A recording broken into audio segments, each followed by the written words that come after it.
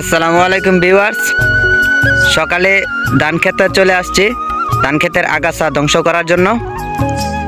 শীতের প্রায় শেষ, এখনো ধানের উপর শিশির বিন্দু লেগে আছে। তো আমরা ধান খেতে মূলত 25 থেকে 30 দিনের ভিতরে আগাছা ধ্বংস করে থাকি। তো এর আগে ঘাস ক্ষেত নিড়ানি যন্ত্র দিয়ে আগাছা দমন করেছিলাম প্রাথমিকভাবে। এখন দ্বিতীয় পর্যায়ে একদম ম্যানুয়ালভাবে আমরা আগাছা দমন করব। আর এই মাঠে প্রত্যেকটা কৃষকই এখন সবাই আগাছা ধ্বংস করতেছে। প্রতিটা কৃষক আগাছা দমন করার জন্য মাঠে চলে এসেছে সকালবেলা। সকালের রোদ অনেক ভালো লাগে, এই জন্য সকালবেলায় চলে আসে। তো দেখুন আমাদের মাঠটা কত সুন্দর।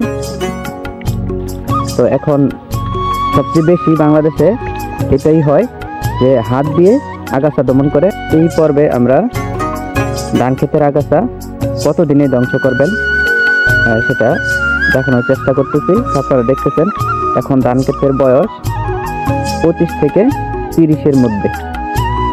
তো এই সময় প্রাথমিকভাবে ধান ক্ষেতের আগাছা ধ্বংস করা শেষ, তারপরে ধান ক্ষেতের সার প্রয়োগ করাও শেষ।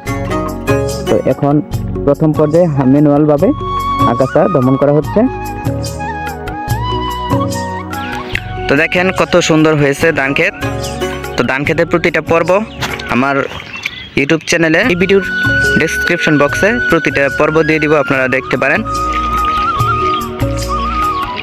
আর দেখেন এই মাঠটা কত সুন্দর।